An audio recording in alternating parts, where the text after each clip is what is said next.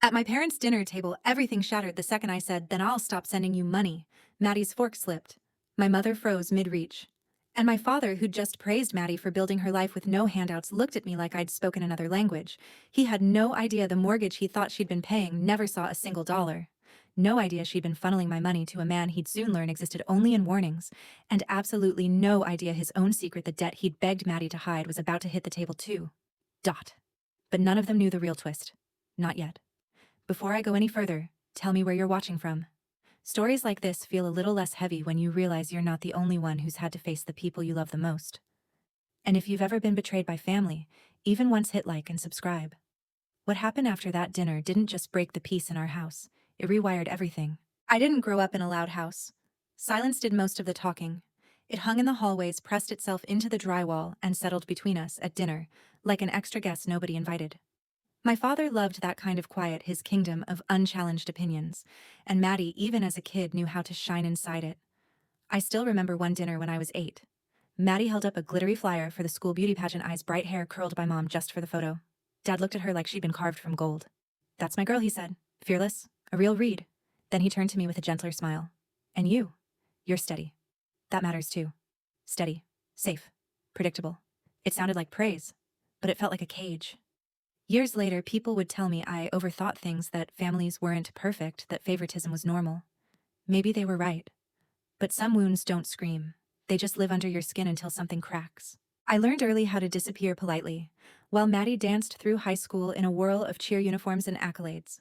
I was the one organizing my planner, doing extra credit, making sure my future didn't depend on anyone's applause. Dad called it playing safe. I called it surviving. But the memory that still tightens my throat came years after that, during the recession. I drove home one Friday and walked into the kitchen to find my mother hunched over a pile of overdue mortgage statements. The air smelled like burnt coffee and fear. "Mom," I whispered. She flinched. "It's nothing, Liv. We're just a little behind." "When were you going to tell me?" She tried to smile, but her eyes were glassy. "Your student loans, your job. You have enough to worry about." Her voice broke on the next sentence. "Your dad trusts Maddie with the money. She's been helping. The word scraped something raw in me, but I didn't argue. I just looked around our kitchen. The peeling paint, the outdated fridge, the way the house felt tired, and something inside me tightened with a sense of duty I'd never shaken off. "I'll help," I said softly. "I'll send money every month, just until you catch up." Mom crumpled, crying into her hands, thanking me like I'd saved the house single-handedly. Later that night, I sat with Maddie on the porch and explained the plan. I'd transfer $5,000 a month into her account, so she could pull it out in cash or check, whatever made Dad feel comfortable. Maddie hugged me, warm and grateful, promising she'd take care of everything. And for a little while, it looked like she did. Mom slept more. Dad snapped less. The lights stayed on. I didn't know it was just the calm before a storm building quietly behind the scenes, because somewhere along that timeline between the first transfer and the third, things started to shift. I noticed tiny details: the flicker in Mom's smile, the strain in Dad's shoulders, the way Maddie avoided eye contact when money came up. And then there was the coat, the expensive camel one she wore on a random Saturday. Too new, too clean. "Brand deal," she said, waving it off. But the lie didn't fit her voice. I didn't push. I didn't want the truth. Not then. Because I didn't know what was waiting at the end of this trail of secrets. I just started one transfer at a time. Around the third month, the cracks stopped whispering and started showing. The kind that didn't scream for attention but made your stomach drop anyway. I pulled into my parents' driveway one cold morning, frost clinging to the mailbox, the porch light blinking like it couldn't decide whether it wanted to die or survive. Inside, the house felt older than it should have. Carpets thinning, fridge rattling, corners dimmer than I remembered. $60,000 should have changed something. But nothing looked different except the stress in my mother's eyes. "Did the HVAC guy ever come?" I asked gently. Mom hesitated. "We're working on it. Maddie's helping us manage things." Her voice wasn't convincing. It was practiced. And later that afternoon, Maddie walked in wearing that camel-colored wool coat again. Brand new. Perfect seams. I asked her where she got it. She laughed too quickly. "Relax, Liv, it's a PR package. You wouldn't get it." But the lie landed like a stone. I tried to ignore it, like I ignored so much growing up, but the unease kept tugging. And then came the next memory that clawed its way back. Mom calling me from her car, whispering. "Your sister's overwhelmed," she murmured. "She made an investment. Something big. Your dad thinks it's promising." Maddie had never said the word investment in her life. She only said ideas that made her look good. A few weeks later during Thanksgiving, I stepped outside to grab my charger from the car. That's when I overheard Dad and Maddie in the backyard, their voices low but sharp. Dad said, "Olivia's too sensitive, Maddie. You know that. I trust you with this. Don't tell her, it'll only make things worse." I froze. Maddie whispered something I couldn't catch, and Dad sighed like the entire family was balanced on her shoulders. I backed away before they noticed, telling myself I was overreacting, that Dad was stressed, that Maddie was being helpful, that everything was fine. I didn't realize those words were the root of everything that would come later. A seed planted in secrecy, watered with denial, but even with every sign flashing red, I didn't confront her. Instead, I doubled down on being steady. I kept tracking my transfers in my neat Excel file. Every first of the month, exactly $5,000 sent out. I saved every confirmation email without knowing why. Looking back, it feels like I was building a case without meaning to. Breadcrumbs I didn't know I'd need. But the truth didn't punch me in the face until the month the house looked worse than ever, paint peeling, bills piling, Mom quieter, Dad edgier. And Maddie, more elusive. Something was rotting under the surface. And it wasn't the house. It was the moment I realized I wasn't helping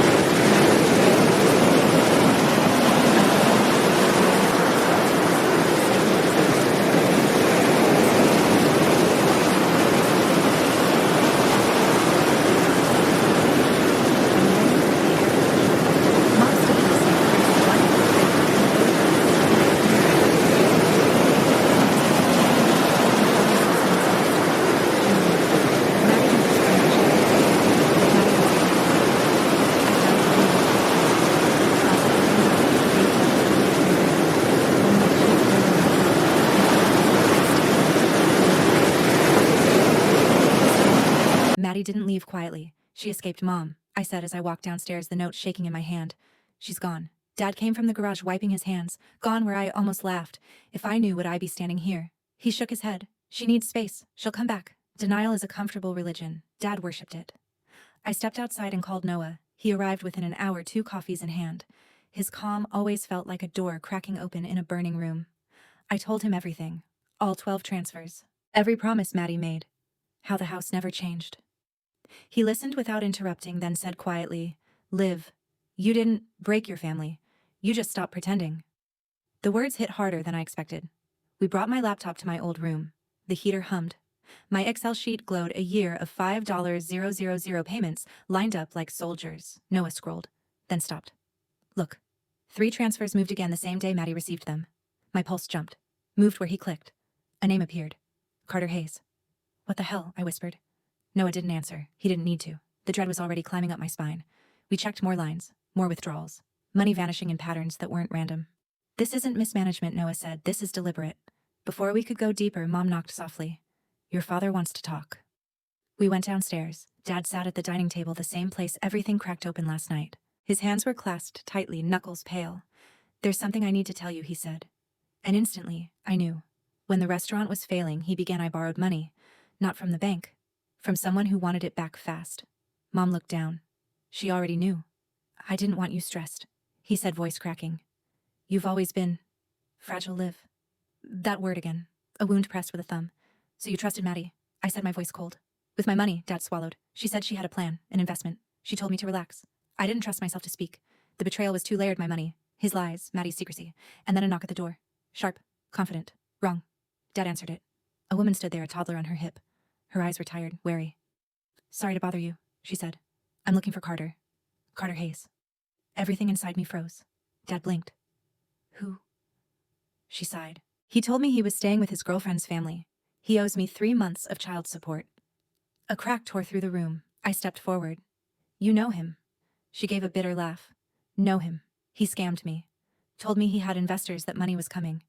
It never does with him." She showed us a photo, Maddie and Carter, at a rooftop, a bar, smiling like they belonged in a magazine. Dad's face drained. I thanked the woman, took her number, closed the door. The moment it clicked shut, the truth settled like ash. Maddie hadn't just misplaced the money. She fed it to a professional liar. And for the first time since the dinner, I realized something terrifying. We were only at the beginning. After the door closed, None of us moved. The house felt tilted like the floor had shifted a few inches to the left. Mom lowered herself onto the couch, hands trembling in her lap. Dad stood stiff, staring at the family photo on the wall, as if waiting for it to explain something. I didn't wait for anyone to speak. I walked straight to my laptop and opened my email. Noah hovered beside me, jaw tight. Dad and Mom followed slowly, like they were afraid of what the screen might show next. I typed Maddie's name into the search bar. Old messages popped up. Selfies, random links, a grocery list once. Then a forwarded email I barely remembered. I clicked. The sender, Carter Hayes. The message: "Don't tell your sister. She won't get it." It didn't feel like reading a sentence. It felt like reading a confession. Mom covered her mouth. Dad cursed under his breath. Noah steadied himself against the desk. All the pieces began snapping into place. The lies, the missing money. Maddie's sudden mood swings, the expensive coat, the evasive answers. Maddie hadn't just been hiding the truth. She'd been protecting Carter. An ache settled in my chest, sharp enough to feel physical. I didn't say anything. The silence spoke for me. Dad finally whispered, "What do we do?" For once, nobody looked at him for guidance. Noah straightened, his voice clear. "We gather everything. Every transfer. Every message. Every woman he scammed. Then we go to the police." Mom's eyes filled. "But Maddie..." I faced her. "Mom, if we don't stop him now, someone else will end up in this house, with the same story, and maybe worse." She didn't argue. She just nodded, broken. That night, we treated the house like a crime scene. Noah and I built a folder on my laptop labeled Proof. We added screenshots, bank records, Tiffany's number, the forwarded email photos of Maddie and Carter. Every click felt heavier. Every file felt like a piece of my family being pried open. By midnight, the tension in the house felt alive. Mom sat on the couch with a blanket around her shoulders. Dad paced the hallway like a man trying to undo a lifetime of choices. And I sat at the kitchen table with Noah, staring at the glowing folder, waiting for the weight of it to crush me. But it didn't. It only sharpened me. Around 2 a.m., Dad joined us. His face looked older, creased with guilt and something like shame. "I failed you," he murmured. I didn't know what to say. For the first time in my life, the man who'd always acted unbreakable looked breakable. He sank into the chair across from me. "I trusted the wrong child." The words hit me harder than I expected. Not because they hurt, but because they were the closest thing to an apology he'd ever given me. Before I could reply, Dad added quietly, "What happens when she comes home?" I didn't hesitate. "We tell her everything, and we let her choose which side she wants to stand on." The weight of that sentence settled between us. Maddie wasn't innocent, but she wasn't beyond saving either. She had been manipulated, blinded by the same praise Dad used to feed her. But she still had agency. She still had responsibility. Noah leaned back. "And Liv, you need to be the one to talk to the police, not your parents, not Maddie." Dad nodded, defeated. "You're the only one who kept records. You're the only one he can't twist." The heater hummed, the refrigerator rattled, the whole house felt like a giant lung inhaling before something inevitable. Hours before sunrise, exhaustion finally dragged us all into an uneasy quiet. Not sleep, just waiting. Because deep down, we all knew what was coming next. Carter wasn't stupid, and neither was Maddie. One of them would show up before the other. But none of us expected who arrived first, or how quickly everything would snap once more. The morning Carter showed up, the sky looked like scraped metal, flat, cold, and waiting for something to break. I was in the kitchen with Mom, both of us, surviving on lukewarm coffee and no sleep. Dad paced the hallway like a man listening for footsteps he didn't want to hear. Then the doorbell rang. Not a polite ding, a confident chime like someone announcing himself. Dad froze. Mom's hand tightened around her mug. I walked to the door, pulse steady, in a way that felt unnatural. When I opened it, Carter stood there like he belonged in our doorway. Clean hoodie, expensive watch, a smirk sharpened by practice. "Morning," he said. "You must be Olivia." The familiarity in his tone made my skin pull tight. Dad appeared behind me. "What are you doing here?" Carter lifted a small folder. "Just clearing up a misunderstanding. Maddie asked me to bring our investment documents." "Our." The word twisted something in me. He walked inside without waiting for an invite. Mom stepped back as he spread his papers across the dining table, colorful charts, fake projections, buzzwords strung together like a sales pitch he'd given 100 times. Dad skimmed the first page and let out a scoff. "This is garbage." Carter shrugged. "Every big thing starts small." $60,000 small, I asked. His smile faltered. "We hit delays." I stepped closer. "You mean transfers? To you?" That crack, just a flicker, ran across his face. Before he recovered, the front door creaked again. Maddie stumbled inside, hair messy, eyes frantic. "Carter, what are you?" He softened instantly. "Babe, I told you I'd fix it."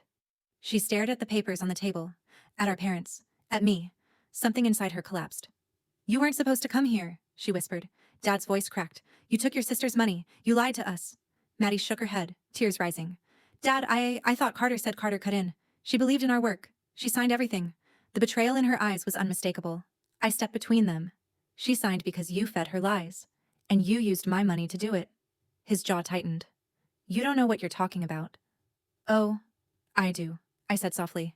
And so will the police. The sirens arrived before the confusion could settle.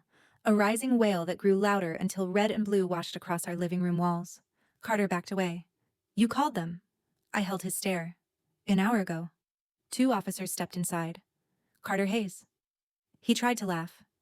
This is a misunderstanding. A voice from the doorway answered him. No, it's not. Tiffany stood there, toddler on her hip, eyes steady and tired. She didn't have to say more.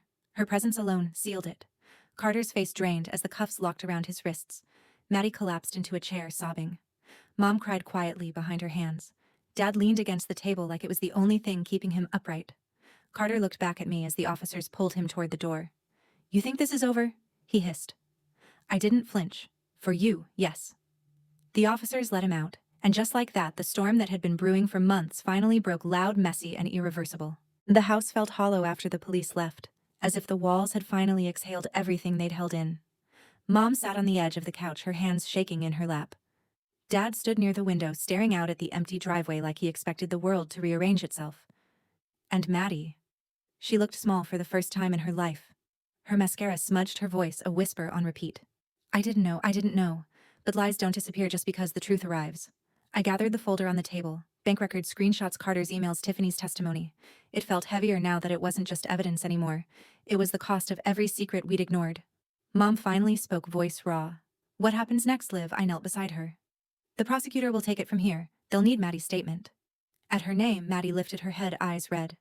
Will they charge me? No, I said. But only if you cooperate. They know he manipulated you. She nodded slowly. Not an excuse. Not forgiveness. Just acceptance. A beginning.